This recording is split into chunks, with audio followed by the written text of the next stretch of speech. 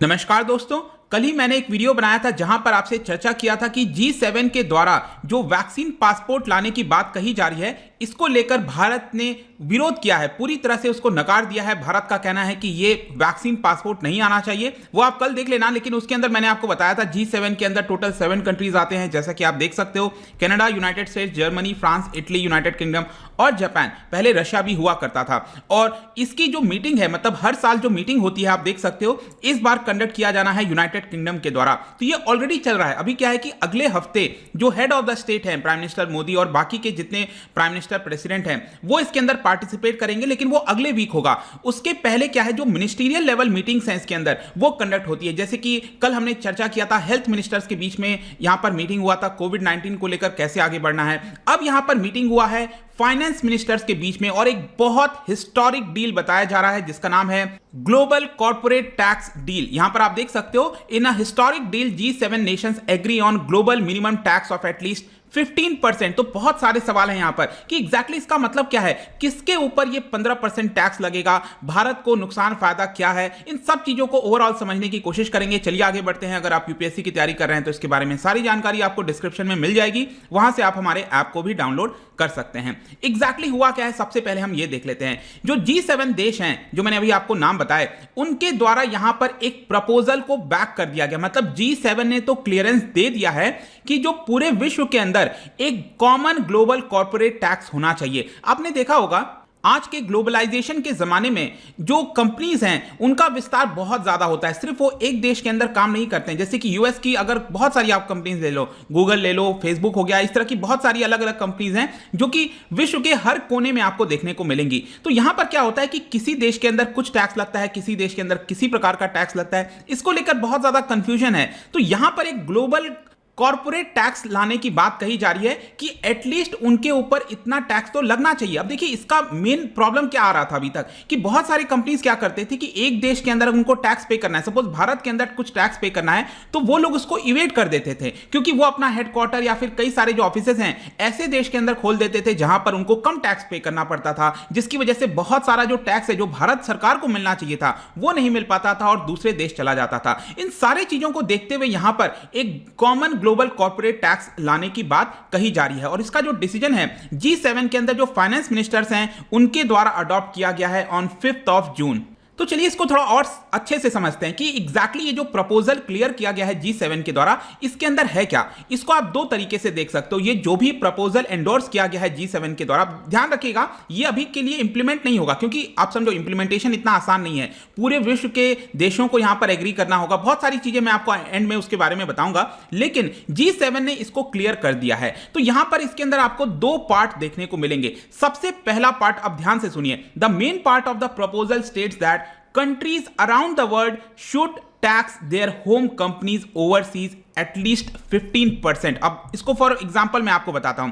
US है suppose, ठीक है, तो यूएस की कोई कंपनी है, गूगल मान के चलो, ठीक है, तो गूगल यहां पर भारत के अंदर बहुत सारा जो है प्रॉफिट कमाता है, काफी सारा इसका रेवेन्यू होता है। तो अब क्या कर सकेगी जो यूएस है वो यहां पर अपने होम कंपनी, क्योंकि ये गूगल किसकी होम कंपनी है, यूएस की है, तो यूएस यहां पर एटलीस्ट 15% टैक्स उनके ऊपर लगा सकेगा। मतलब कि गूगल को एटलीस्ट यूएस को यहां पर 15% टैक्स देना पड़ेगा। सेम उसी प्रकार से अगर भारत की कोई कंपनी है वो किसी दूसरे देश के अंदर कमा रही है, तो उसको भारत सरकार को यहां पर एटलीस्ट 15% टैक्स पे करना पड़ेगा। अब ऐसा क्यों करना पड़ा, अब आप खुद सोच के देखो ऐसा क्यों करना पड़ा। क्योंकि जैसे यूएस के बहुत सारे कंप्लेंट्स आ रहे थे, कई सारे जो यूरोप के देश हैं उनका कंप्लेन आ रहा था, जर्मनी हो गया, फ्रांस हो गया, ये लोग ऐसा कह रहे थे कि बहुत सारी कंपनीज हमारी जर्मनी के अंदर हैं, वो पैसा कमाती हैं, लेकिन वो क्या करती हैं, वो लो टैक्स कंट्रीज में चली जाती हैं। जैसे कि आयरलैंड हो गया, आयरलैंड में सिर्फ 12.5% टैक्स लगता है। तो यूरोप के अंदर जितनी कंपनीज हैं वो क्या करती हैं, अपने हेडक्वार्टर को आयरलैंड के अंदर खोल लेती हैं, लेकिन वो कंपनी किसकी है, वो तो हो सकता है फ्रांस की कंपनी हो सकता है जर्मनी की कंपनी हो, लेकिन जस्ट उन्होंने क्या किया,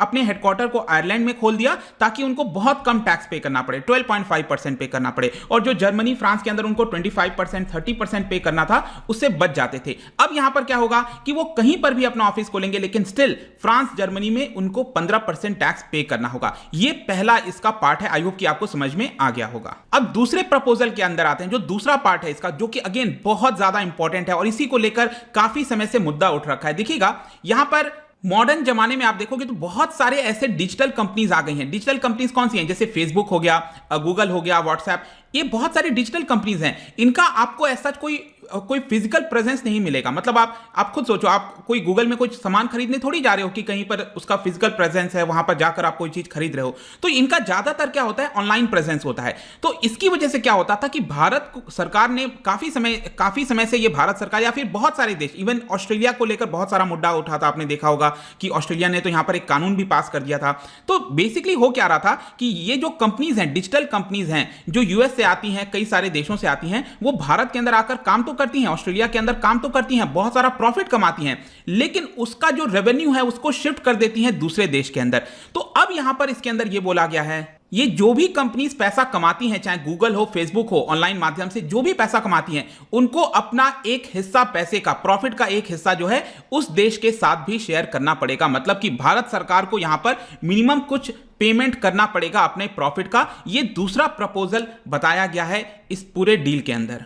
तो अब यहां पर ओवरऑल अगर हम चीजों को समझे कि ये किस प्रकार से ये जो अमेज़न हो गया, फेसबुक हो गया, गूगल, इस तरह की कंपनीज को कैसे ये असर करने वाला है, तो देखिए इनको दो जगह टैक्स पे करना होगा। क्योंकि अब जैसे ये गूगल, फेसबुक कहां की कंपनी है, ये यूएस की कंपनी है, तो एटलीस्ट यूएस को यहां पर पेमेंट करना होगा। चाहे गूगल भारत में पैसा कमाए या फिर ऑस्ट्रेलिया के अंदर पैसा कमाए, कहीं पर भी कमाए, कुछ पैसा उनको यूएस को पेमेंट करना होगा और यहां पर कुछ हिस्सा उनको भारत को भी पेमेंट करना होगा, क्योंकि भारत से वो पैसा कमा रहे हैं। आया समझ में? तो ये दो तरह से असर करने वाला है यहां पर इस तरह की जो कंपनीज हो गई। लेकिन इसके साथ साथ मैं आपको बता दूं कि पिछले 2-3 वर्षों में आपने देखा होगा कि अलग अलग देशों ने यहां पर एक डिजिटल सर्विसेज टैक्स लाना स्टार्ट कर दिया। जैसे भारत के अंदर भी आप देखोगे एक डिजिटल सर्विस टैक्स लगाया जा रहा है इन कंपनीज के ऊपर, अमेज़न, फेसबुक, गूगल के ऊपर, कि आपका जो भी रेवेन्यू आता है उसका 2%, 3%, 4%, इस हिसाब से आप हमें पेमेंट करोगे। ऑस्ट्रेलिया के अंदर भी इसी प्रकार का कुछ डिजिटल सर्विस टैक्स लगाया गया है। तो यहां पर अब G7 के द्वारा बोला जा रहा है कि जब हम ये वाला मिनिमम टैक्स ले आएंगे 15% का, जब ये लागू हो जाएगा तो ये जो अलग अलग देशों ने अपना अपना टैक्स लाए हैं इनको हटाना पड़ेगा। फॉर एग्जांपल फ्रांस ने भी ये टैक्स लेकर आए थे, तो इनको इंडिविजुअल जो टैक्सेस लगता है ये हट जाएंगे और एक ग्लोबल मिनिमम जो टैक्स है वो इन कंपनीज के ऊपर लगा दिया जाएगा। और स्पेशली मैं आपको बताऊं तो सबसे ज्यादा कंसर्न जो है वो यूएस का था, क्योंकि ये ज्यादातर कंपनीज आप देखोगे तो यूएस की कंपनीज हैं।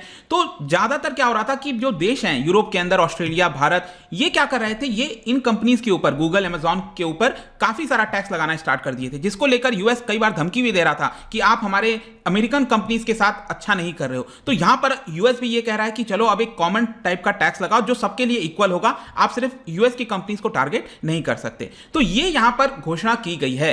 अब यहां पर क्वेश्चन ये आता है कि ये जो कंपनीज हैं क्या इनको पसंद आएगा? अब आप खुद सोच के देखो, जो कंपनीज पहले अगर सपोज 100 रुपए पेमेंट करती थी, अब उनको 200 पेमेंट करना पड़ेगा, तो क्या आपको पसंद आएगा? नहीं आएगा। तो उसी प्रकार से यहां पर ये जो प्रपोजल लाया गया है G7 के द्वारा, इसको लेकर किस तरह से रिस्पांस किया है इन कंपनीज ने। तो देखो ये कंपनीज को ज्यादा पेमेंट करना पड़ेगा और इसको लेकर गूगल के जो स्पोक्समैन हैं उन्होंने कहा है कि ठीक है हम इसको सपोर्ट करते हैं, ऑल्दो हमें यहां पर पेमेंट करना पड़ेगा, बट लॉन्ग टर्म के बेसिस को देखते हुए हम इसको सपोर्ट करते हैं। सेम उसी प्रकार से फेसबुक ने भी यही कहा है कि यहां पर भले ही हमें ज्यादा पेमेंट करना पड़े लेकिन इसको हम सपोर्ट करते हैं। जहां तक अमेज़न का सवाल है, अमेज़न ने कहा है कि हम चाहते हैं कि यहां पर ये जो पूरा प्रोसेस है इसको OECD के अंदर लाया जाए। OECD क्या है? Organisation for economic cooperation development. इसके अंदर क्या होता है कि जो डेवलप्ड कंट्रीज हैं वो आपको देखने को मिलेंगे। तो अमेज़न कह रहा है कि ठीक है हम वेलकम करते हैं G7 के द्वारा लाया गया, लेकिन G7 में क्या है, बहुत ही अभी कम कंट्रीज हैं, 7 कंट्रीज ही हैं।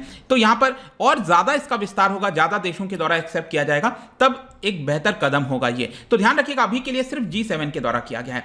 क्वेश्चन ये आता है कि कब तक इफेक्ट में आ सकता है। देखिए मैं आपको वही चीज कह रहा हूं, G7 के द्वारा अपनाने का मतलब ये नहीं है कि सभी अपना लेंगे, लेकिन एक बड़ी बात होती है G7 के अंदर आप देखो तो जो सबसे पावरफुल कंट्रीज हैं, बड़ी इकोनॉमीज हैं, वो आपको देखने को मिलेंगी, समृद्ध देश देखने को मिलेंगे। तो अगर ये चीजों को अपना रहे हैं तो ऐसा लग रहा है कि आगे चलकर बाकी को भी अपनाना पड़ेगा। अब यहां पर क्या होगा कि जो G20 है जिसके अंदर भारत भी है, इस समूह के अंदर जुलाई के महीने में जब मीटिंग होगी तब इस प्रपोजल को लाया जाएगा और तब देखा जाएगा कि क्या G20 इसको अपनाती है। अगर G20 अपना लिया इस पर्टिकुलर प्रपोजल को, तब आप कह सकते हो कि ये डेफिनेटली इंप्लीमेंट हो सकता है। लेकिन यहां पर एक प्रॉब्लम भी आप समझना है कि G20 के अंदर आपको डेवलपिंग कंट्रीज भी देखने को मिलेंगे, जैसे भारत हो गया, डेवलपिंग कंट्रीज है, तो यहां पर एप्रीहेंशन हो सकता है। भारत कह सकता है कि देखो ये तो हर एक सरकार का मुद्दा होता है ना, हर एक देश के पास पावर होती है, सॉवरेन राइट है हमारा, आप कैसे डिक्टेट कर सकते हो कि हम कितना टैक्स लगाएंगे। भारत चाहता है कि हम उसके ऊपर 20% टैक्स लगाएं, भारत चाहता है कि उसके ऊपर हम 10% टैक्स लगाएं, लेकिन अगर एक ग्लोबल टैक्स लग जाएगा